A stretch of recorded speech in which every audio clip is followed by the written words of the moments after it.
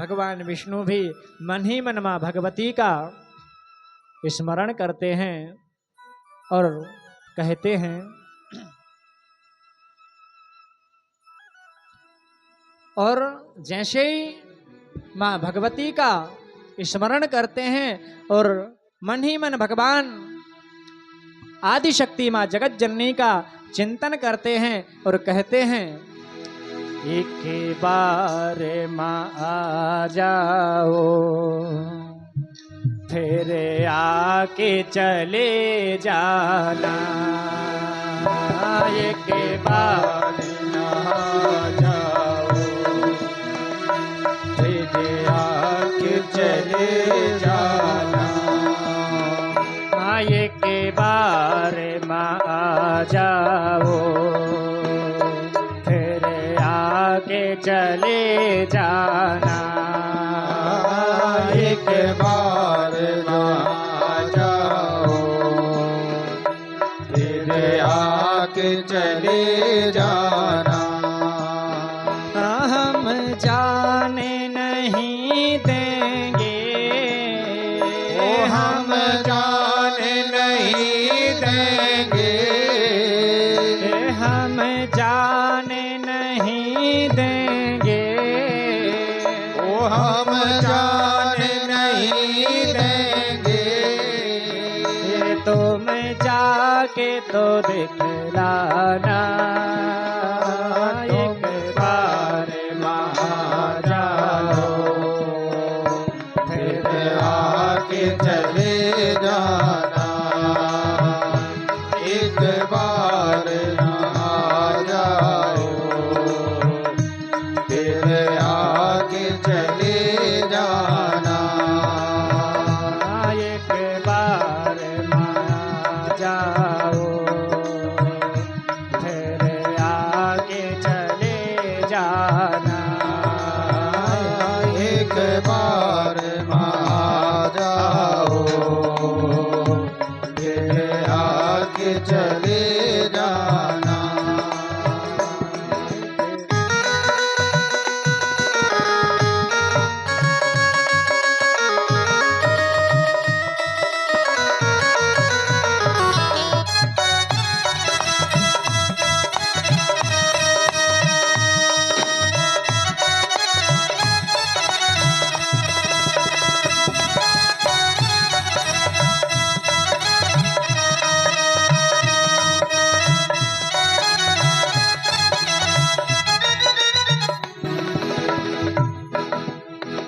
एक बार मां जग जननी,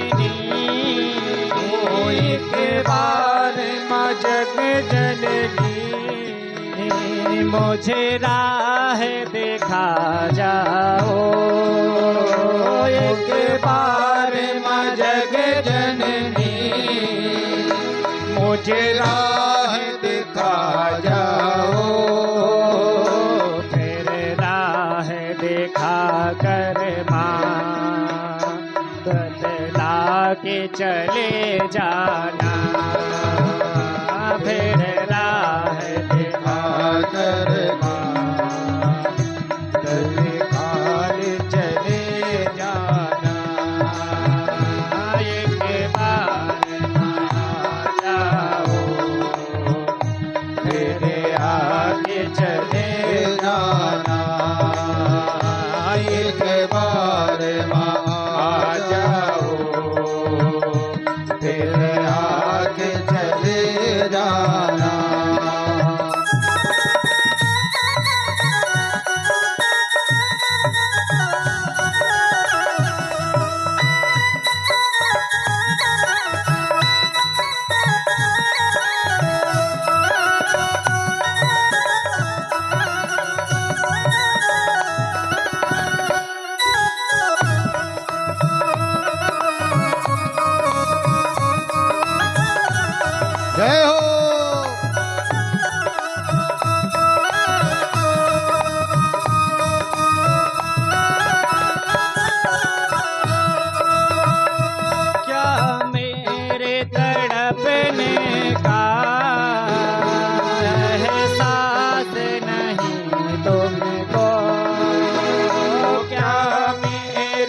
तड़पने का यह साथ नहीं तुमको क्या मेरे तड़पने का एहसास नहीं तुमको क्या मेरे तड़पने का यह साथ नहीं तुमको किस बात पे रूठी हो इतना तो बता जाना किस बात पे रोटी हो बस इतना बता जाना एक बार मां जाओ फिर आगे चले जाना एक बार मां आ जाओ फिर आगे चले जाना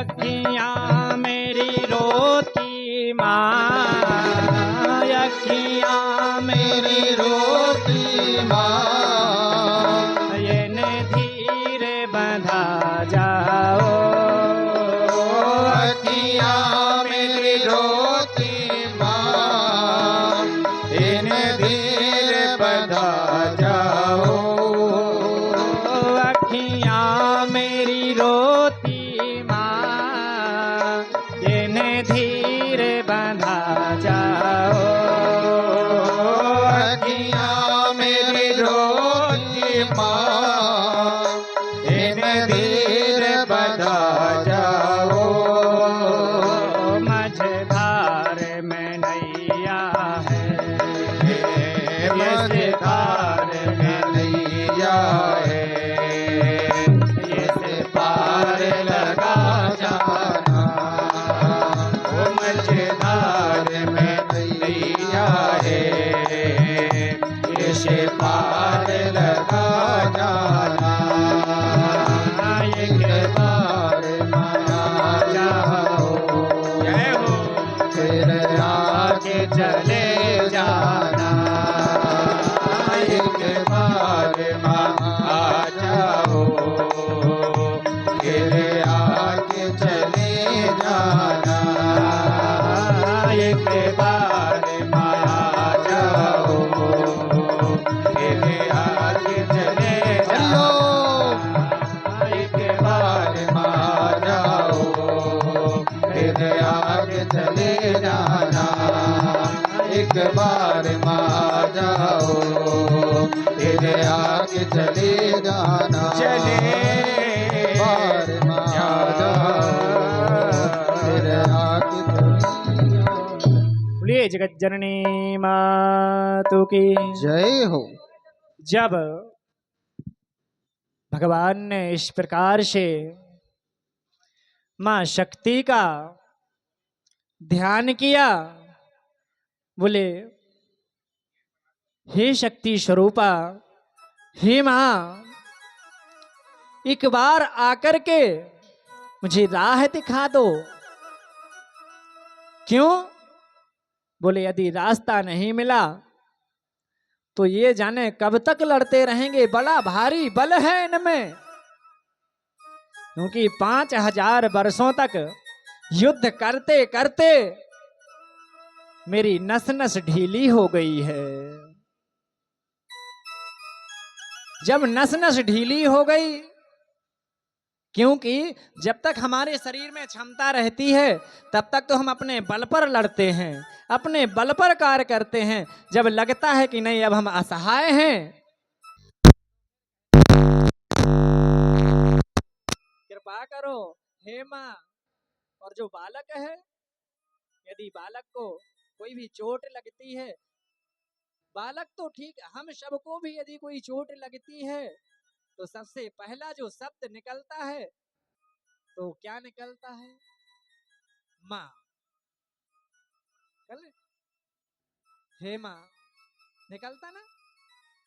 तो इसी प्रकार से जब भगवान युद्ध करते करते उनको थकान लगी तो उन्होंने शक्ति का ध्यान किया।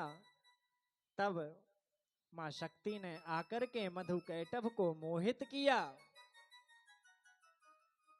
और जब शक्ति का प्रभाव पड़ा तब मधु कैटभ भगवान से कहते हैं, मांगो वर, मैं तुमसे युद्ध कर करके मैं प्रसन्न हो गया हूं, बड़ा भारी बल है तुम में, तुम भी मेरे से कम नहीं हो, वर मांगो। देखिए परमात्मा की यह अद्भुत लीला कि जिसको स्वयं वर देते हैं, आज वो उनसे वर मांगने के लिए कह रहा है कि आप वर मांगो, क्या चाहते हो। तो भगवान की लीला भी बड़ी दिव्य है। उन्होंने कहा, भैया वर तो कुछ नहीं चाहिए, बस एक ही उपाय बता दो, और चाहे उसे वर समझो। तो बोले बोलो क्या है वो। तो बोले पहला तो ये कि तुम मरोगे कैसे, और दूसरा ये कि मरो और मेरे ही हाथों मरो। 5000 साल से वैसा ही परेशान है, लड़त लड़त नसें नसें ढीली हो गई, तो कम से कम तुम्हें हम ही उद्धार करें, तुम आओ तब जाके कछु बात बने। तब मधु कैटभ कहते हैं,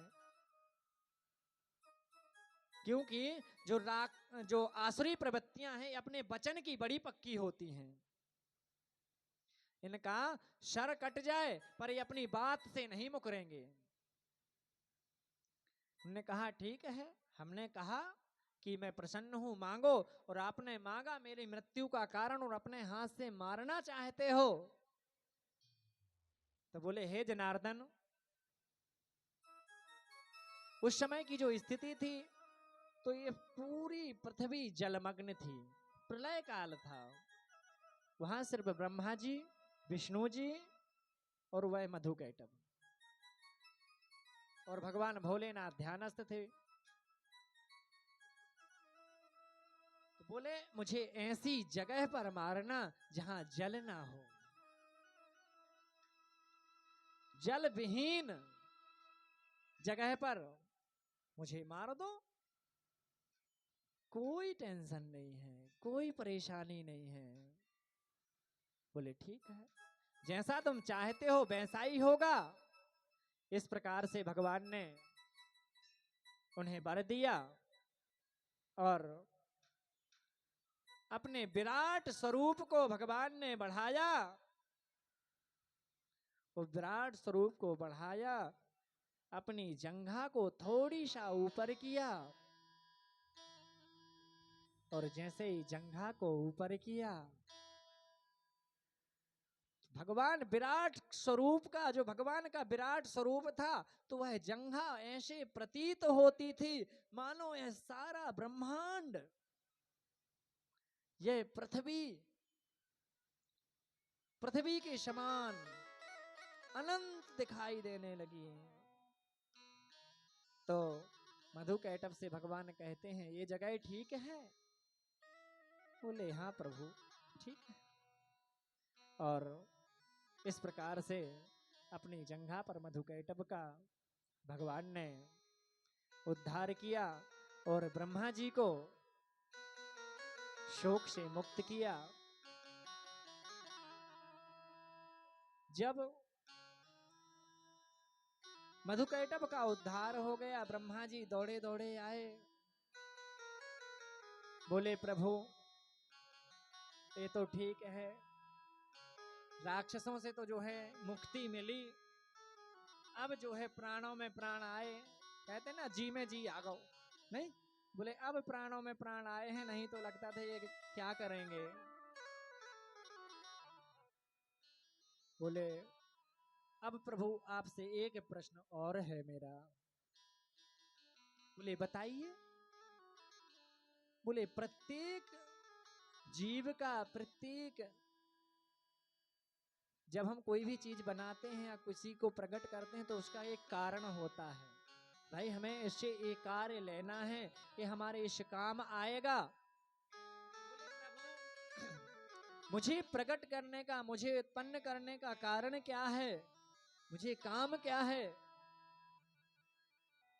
तो बोले जाओ सृष्टि करो। सृष्टिस्पत्ति कारणाय ब्रह्म आदेश दीयताम। परमपिता परमात्मा ने सृष्टिकर्ता ब्रह्मा जी को आदेश दिया, आप जाइए सृष्टि करिए। तब जो है उन्होंने सृष्टि कार्य प्रारंभ किया और सृष्टि कार्य जैसे ही प्रारंभ हुआ तो सबसे पहले सनत सनंदन सनत कुमार, 4 ऋषि जो हुए उनको उपदेश किया कि भैया आप जाइए सृष्टि करिए। तो उन्होंने कहा भैया मुझे नहीं पढ़ना सृष्टि के चक्कर में, मैं तो चला भगवान का चिंतन करने, भगवान का स्मरण करने। ब्रह्मा जी बड़े चिंतित, बोले भगवान ने कहा सृष्टि करो और हम इनसे बोले तो ये करने के लिए तैयार नहीं, अब करें क्या। तब उन्होंने पुनः 7 ऋषियों को प्रकट किया, वो भी चल दिए तप करने। इस प्रकार से 10 मानस पुत्र हुए, 10वें नारद जी हुए। नारद जी से भी कहा, नारद जी बोले सृष्टि में केहू शुक नहीं, शुक है राम गुण गाये में, या सृष्टि फसवात है, मुक्ति है प्रभु के पाए। जिस प्रकार नारद जी को उपदेश किया तो नारद जी बोले क्षमा करिएगा पिताजी, क्योंकि पिता को की आज्ञा को टालना भी एक पाप होता है। क्योंकि शास्त्र कहता है बिनहि विचार करे शुभ जानी, मातु पिता और गुरु की वाणी। गोस्वामी तुलसीदास जी ने भी रामायण में लिख दिया, माता पिता गुरु की वाणी पर विचार नहीं करना चाहिए, जो ये बोले वो बिना विचार किए हमें करना चाहिए। तो नारद जी ने उसी प्रकार ब्रह्मा जी से, पिताजी से कहा, हे पिताजी ये सृष्टिकार है तो मेरे लायक नहीं है, मुझे तो सुख जो मिलता है वह परमात्मा के चिंतन में, भगवान के भजन में, भगवान की कथा गाथा श्रवण में मिलता है। तब फिर जो है मनु और शत्रुपा की जो है उत्पत्ति करते हैं और मनु शत्रुपा से इस सृष्टि का संचालन होता है। अब हम मानव क्यों कहलाए, मानव कहते ना हमको, तो मानव की संज्ञा कहां से मिली। भाई हमारी जो सृष्टि है तो सृष्टि तो ब्रह्मा जी ने की। जब ब्रह्मा जी ने सृष्टि की तो हमें जो है ब्रह्मा जी से संबंधित कुछ ना कुछ नाम मिलना चाहिए, पर हम मानव क्यों हैं। तो व्यास जी महाराज कहते हैं मनो जाता है इति मानवा, जो मनु और शत्रुपा से उत्पन्न है वह है मानव। इस प्रकार की सुंदर कथाओं का अनुगमन करते हुए मधुकैटभ का उद्धार किया। जैसे ही मधुकैटभ का उद्धार होता है, व्यास जी महाराज के मन में एक बड़ी विलक्षण बात मन में आती है, और व्यास जी के क्या प्रत्येक पिता के मन में एक बात आती है कि मेरे संतान हो। व्यास जी भी 95 वर्ष के हो गए, कोई संतान नहीं। तो कहा बोले संतान हो कैसे। तब जो है नारद जी महाराज से व्यास जी की भेंट होती है, और नारद जी व्यास जी महाराज को उपदेश करते हैं और कहते हैं आप जाइए और आदि शक्ति जगत जननी क्या ध्यान करिए, नवारण मंत्र का जाप करिए, और जब नवारण मंत्र का पुरुष चरण आप कर लेंगे तो भगवती की कृपा से आपको पुत्र रत्न की प्राप्ति होगी, इसमें कोई संशय नहीं है। नारद तो जो नारद जी हैं, यदि नारद जी के दर्शन जिससे भी हो जाएं तो भगवान के दर्शन अवश्य होते हैं, क्योंकि मालिक से मिलने से पहले उसके दरबारी से मिलना होता है, नहीं बिना उसके काम नहीं होता। यदि हमें कोई कार्य कराना है किसी दफ्तर में तो पहले उसके चपरासी से ही मिलना होता है, भैया मेरी फाइल पहुंचा दो, फिर मेरी बात रख दो, तब जाके वो कार्य होता है। तो उसी प्रकार से भगवान के अनन्य भक्त हैं नारद जी, नित्य निरंतर उनका स्मरण ही करते रहते हैं, सदैव नारायण नारायण नारायण नारायण मन में चिंतन करते रहते हैं। तो हम सभी भी जो है भगवान कमलाकांत नारायण भगवान का चिंतन करेंगे, स्मरण करेंगे, और माँ भगवती की कथा को श्रवण करते रहेंगे। श्रीमन नारायण नारायण नारायण, श्रीमन नारायण नारायण नारायण, श्रीमन नारायण नारायण नारायण, ओ श्रीमन नारायण नारायण नारायण, लक्ष्मी नारायण नारायण नारायण, ओ लक्ष्मी नारायण नारायण नारायण, श्रीमन नारायण नारायण नारायण, ओ श्रीमन नारायण नारायण नारायण।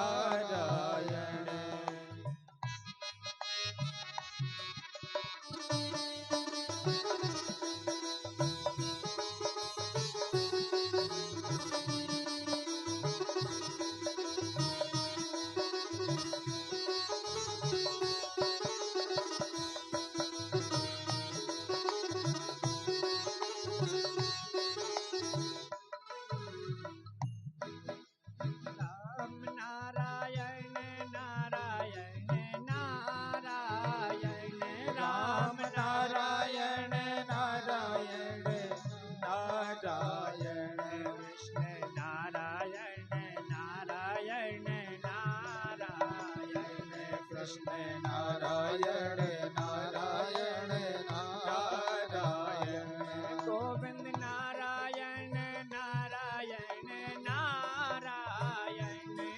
गोविंद नारायण नारायण नारायण श्रीमन नारायण नारायण नारायण ओ श्रीमन नारायण नारायण नारायण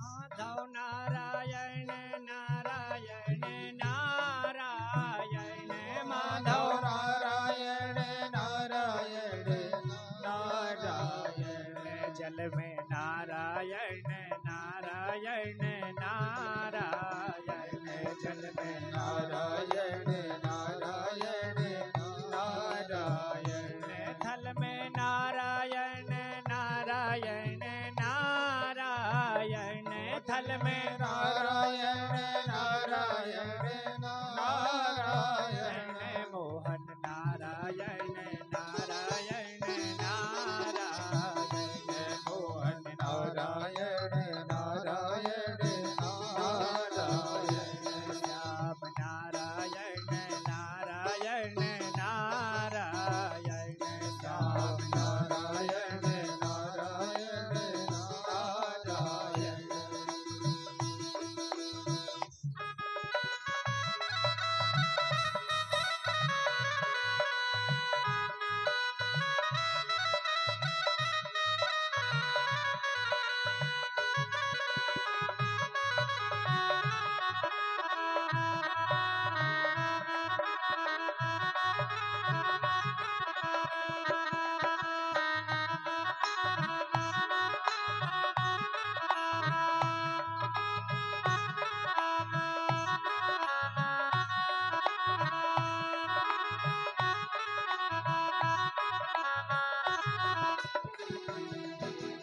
नारायण नारायण नारायण लक्ष्मी नारायण नारायण नारायण तुम में नारायण नारायण नारायण तुम में नारायण नारायण नारायण नभ में नारायण नारायण नारायण हरे नारायण नारायण नारायण सभी गाइए ताली सेवा करते हैं नारायण नारायण नारायण नारायण नारायण नारायण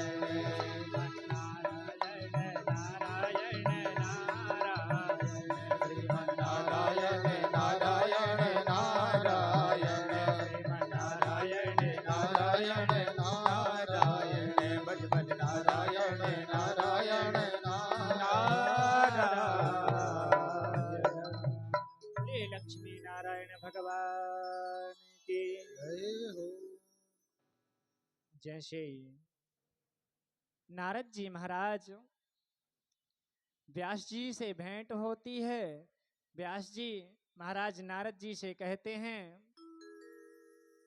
भैया कोई उपाय बताइए जिससे मुझे संतान की प्राप्ति हो, क्योंकि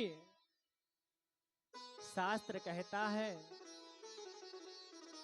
कि जब तक पुत्र नहीं होता तब तक हमारी मुक्ति नहीं होती। तो बोले कैसे? बोले एक बड़े प्रतापी राजा हुए त्रिशंकु, और जो महाराज त्रिशंकु हुए ये सदेह स्वर्ग जाना चाहते थे। तो इन्होंने यज्ञ करवाया। पहले तो वशिष्ठ जी को आग्रह किया, वशिष्ठ जी ने मना कर दिया। बोले भैया ऐसा यज्ञ हम नहीं करा पाएंगे जिससे तुमको सदेह यज्ञ स्वर्ग की यात्रा करा दें, स्वर्ग भेज दें। तब जो है विश्वामित्र जी के पास में जाते हैं, विश्वामित्र जी से याचना करते हैं, कहते हैं हे ब्रह्मर्षि, क्योंकि जो विश्वामित्र जी हैं ये पहले क्षत्रिय थे, तप के प्रभाव से इन्हें ब्रह्मर्षि का पद प्राप्त हुआ। इसी प्रकार जो है महाराज त्रिशंकु विश्वामित्र जी के पास जाकर के उनसे आग्रह कहते हैं जो है मुझे सदैव स्वर्ग जाना है और आप यज्ञ कराइए। विश्वामित्र जी यज्ञ कराते हैं और जैसे यज्ञ पूर्ण होता है, यज्ञ के प्रभाव से महाराज त्रिशंकु को यह रथ आता है, विमान आता है, और विमान से जैसे ही वह स्वर्ग की ओर जाते हैं, स्वर्ग में पहुंचते ही जो है द्वारपाल धक्का दे करके नीचे गिरा देते हैं। और जैसे ही नीचे गिराते हैं विश्वामित्र जी को पता चलता है, तो बोले ये तो हमारे यज्ञ का हमारा अपमान है। तो अपने तप के प्रभाव से त्रिशंकु को वहीं उल्टा लटका देते, वहीं लटका देते हैं, जहां है वहीं स्थगित कर देते हैं। अब जब वो स्वर्ग से गिर रहे थे तो सिर नीचे था, अब उल्टे लटके हैं।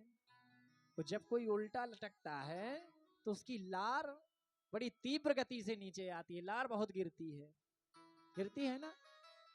यदि परीक्षण करना है तो कुछ समय जो है पैर ऊपर करके और नीचे होके देख लेना, परीक्षण भी हो जाएगा, है ना। और आसन भी बड़ी लाभकारी होती है। जिसको ज्यादा चिंता हो, ज्यादा जो है टेंशन में रहता हो, जिसका ज्यादा सिर दर्द करता हो, वो भी यदि शिरासन सिर को नीचे करे, पैर को ऊपर, कम से कम 5-5 मिनट यह आसन करना प्रारंभ करे तो उसका सिर हल्का होने लगता है, सिर दर्द उसका कम हो जाया करता है। इस प्रकार से महाराज त्रिशंकु को भी जो है विश्वामित्र जी ने अपने तप के प्रभाव से, तप बल पर वहीं रोक दिया और उनकी लार से जो नदी का निर्माण हुआ हुई कर्मनाशा नदी। आप लोगों ने सुना होगा एक कर्मनाशा नदी है, वो महाराज त्रिशंकु की लार से हुई और उसमें स्नान करने से हमारे सभी पुण्य कर्म नष्ट हो जाया करते हैं, इसलिए उसमें कोई स्नान नहीं करता। अब विश्वामित्र जी ने सोचा कि ये तो बड़ा गलत हुआ, हमने तप बल से उनको भेजा, उन्होंने गिरा दिया, तो ये बोले अब मैं भगवान की सृष्टि से अलग करके अपनी सृष्टि रचूंगा। और तप में इतना प्रभाव है कि कोई से भी असमर्थ नहीं है, सब कुछ प्राप्त हो सकता है। तब विश्वामित्र जी जो है सृष्टि का संचालन, सृष्टि की उत्पत्ति के लिए तैनात होते हैं। और सबसे पहले ये जो सर्प हैं, बिच्छू हैं, बिच्छखापर इत्यादि हैं, जिसे अपन गुहेरा बोलते हैं, तो ये सब विश्वामित्र जी ने बनाया। बोले भगवान की जो सृष्टि है उनसे अलग बनाऊंगा, तो उन्होंने ये अलग चीजें बनाना प्रारंभ की। बोले भगवान की सृष्टि में तो जो है जो व्यक्ति उत्पन्न होता है तो मैथुन क्रिया के द्वारा उत्पन्न होता है, पर हमारी सृष्टि में पेड़ से लोग जो है उत्पन्न हुआ करेंगे। तो ये नारियल है जो ये विश्वामित्र की सृष्टि का है। ये यदि भगवान जो है नहीं रोकते तो नारियल ये सिर तैयार हो गया था, उसके बाद में पूरा शरीर बनता, वो पेड़ से लोग होते। ये भगवान ब्रह्मर्षि विश्वामित्र जी की सृष्टि के अंतर्गत आता और आता भी है। जैसे ही भगवान को पता चला, बोले ये तो बड़ा अनर्थ हो जाएगा, सृष्टि को जो है ये सृष्टि के संचालन में बाधित होगा